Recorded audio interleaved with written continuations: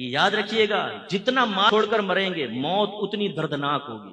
آپ کی land Cruiser ادھر، جوتے، موزے، کپڑے، بڑا محل، جتنا آدمی مال چھوڑ کے مرتا ہے اتنی تکلیف زیادہ.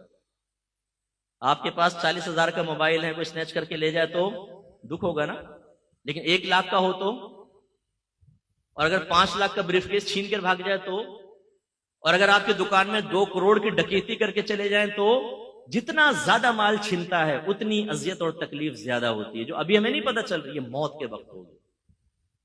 لیکن ہم اس مال کے لیے جس کو ہم چھوڑ کر جائیں گے تو اولاد بعض اوقات نافرمانی میں خرچ کر کے ہمارے لیے گناہ جاریہ کرتی رہے گی، وہ تربیت تو ہوتی نہیں، اور چھوڑ کر ہی جانا ہے. اس کے لیے چاہے جھوٹ بولنا پڑے، فراڈ کرنا پڑے، وراثتیں دبانی پڑے، رشوتیں لینی پڑے، دھوکہ دینا پڑے، حتیٰ کہ قتل تک کروانا پڑے. مروا دیتے ہیں لوگوں کو پیسے کے لیے، لیکن یہ مال حاصل ہو جائے.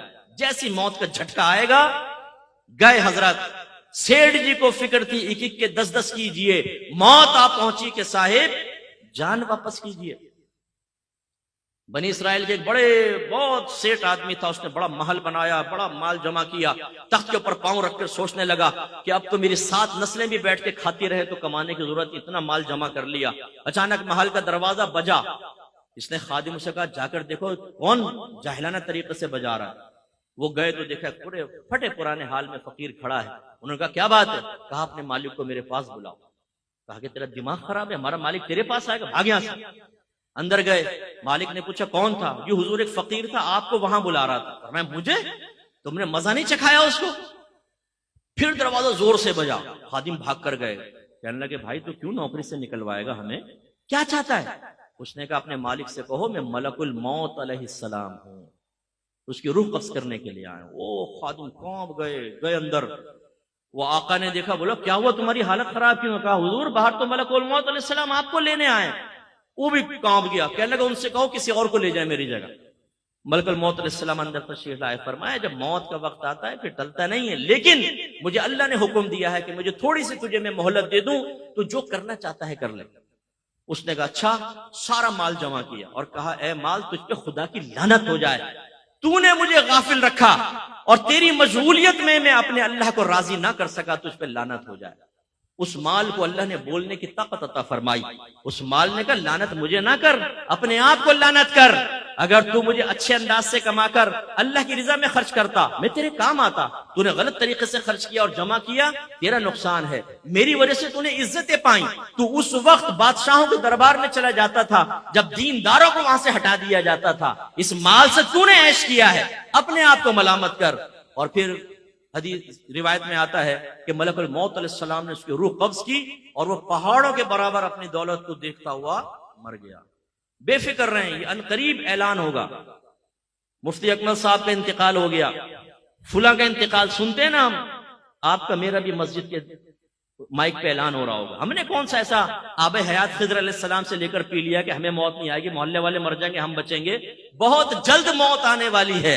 اس لیے اپنا محاسبہ کریں، اپنا احتساب کریں.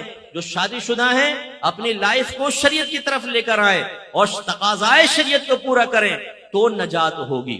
تو سرکار نے ارشاد فرمایا پہلا دوست مال، پھر دوسرا جس کے لیے ہم کتنے گناہ کرتے ہیں. سرکار نے فرمایا دوسرا دوست رشتہ دار اور دوست احباب، ان کی دوستی قبر تک رہے گی، لیکن جیسے ہی آپ کو قبر میں رکھا جائے گا سرکار فرماتے ہیں اس کی دوستی بھی ختم. ہم کتنے گناہ اپنے دوستوں کے لیے کرتے ہیں. ہم میں سے بہت سے ایسے بیٹھے ہوں گے جو اس مروت میں کہ میرا دوست ناراض ہوگا وہ حرام اور گناہ کبیرہ کرتے ہوں گے، لیکن جب آپ مریں گے نا تو یہ دوست شاید آپ کا جنازہ تک نہیں پڑھیں گے. برا نہیں مانیے کہ میں گراؤنڈ ریلیٹیز پہ کلام کرتا ہوں. جتنے آپ کے دوست ہیں نا ایسی مذاق میں پوچھے گا ذرا جنازے کا طریقہ تو بتا، اور پھر پوچھے گا اچھا جنازے کی دعا تو سنا، وہ کہے گا کچھ نہیں آتا. اس کا مطلب یہ ایسا دوست ہے کہ آپ کا جنازہ پڑھا ہوگا، غیر آپ کے لیے دعا کر رہا ہوگا، غیر آپ پر نماز پڑھ رہا ہوگا. یہ ایسا دوست آپ نے پالا ہے جو مرتے وقت آپ کے لیے دعا تک نہیں کرے گا.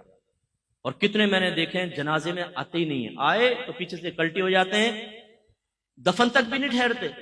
یا چلو مروت میں پہنچ گئے تو اس کے بعد ختم. اپنے تمام دوستوں کا بھی ذہن میں لے کر آئیں کون کون آپ کے مرنے کے بعد آپ کی قبر پر آئے گا. ہر ہفتے، چلو مہینے میں ایک بار، چلو سال میں ایک بار. نو کوئی نہیں آتا بھائی.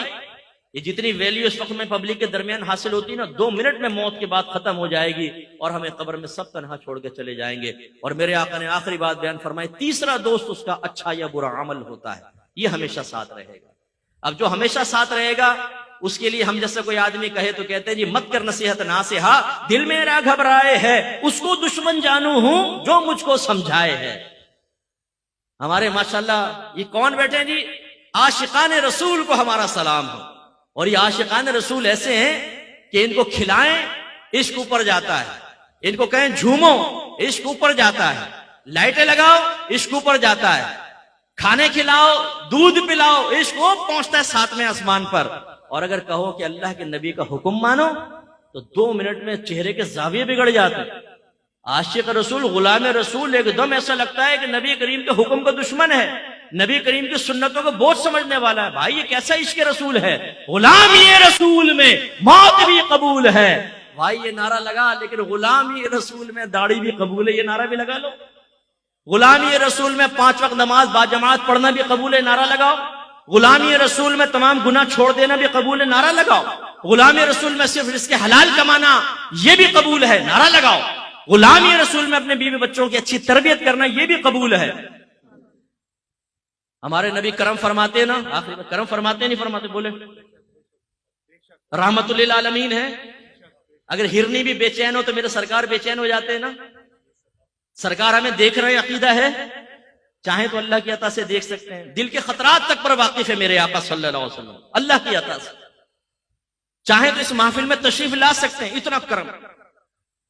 لیکن اس عاشق رسول سے اگر آپ یہ کہیں کہ تم ایسا کرو، اپنے گھر کا دروازہ بند کر کے بیوی بچوں کو کمرے میں بند کر دو اور سرکار سے فریاد کرو یا رسول اللہ کرم فرمائے، آپ کا عاشق کمرے میں بند ہے، کمائے گا نہیں، آپ ہی کھانا دیں گے، سب کچھ رحمت للعالمین انشاءاللہ دیں گے آپ کو، یار مرنے کو ہی دیں گے۔ ذرا آزما کر دیکھیں اپنے عشق رسول کو، 2 منٹ میں امتحان نہ ہو جائے تو پتہ چلے ہمیں۔ ہم نے زبانی دعوے اور نعرے کر کے، نعرے لگا کر اپنے آپ کو بھی دھوکے میں مبتلا کیا ہوا ہے، اور اپنی آنے والی نسلوں کو یہ پیغام دے رہے ہیں کہ جس چیز سے نبیوں کی زندگی خالی ہے، صحابہ کی زندگی خالی ہے، اصحاب رسول کی زندگی خالی ہے، اولیاء کرام کی زندگی خالی ہے، وہ تم اختیار کرو۔ اور وہ کیا ہے؟ گناہ خوب کرو لیکن بس کہتے رہو غلامی رسول میں موت بھی قبول ہے، ہم رسول اللہ کے جنت رسول اللہ کی، بس سرکار کرم فرما دیں گے۔ بھائی سرکار ضرور کرم فرمائیں گے، میرے آقا کی رحمت بہت بڑی ہے، لیکن پورے قرآن کے احکام ایک طرف رکھ دیں، حدیث کے احکام ایک طرف رکھیں، اور صرف خانہ خامہ بس سرکار سے اس نے ظن قائم کر کے آخرت کی تیاری نہ کریں، یہ کس نے سکھایا؟ تو پھر وہی میں نے آپ کو امتحان میں ڈالا ہے۔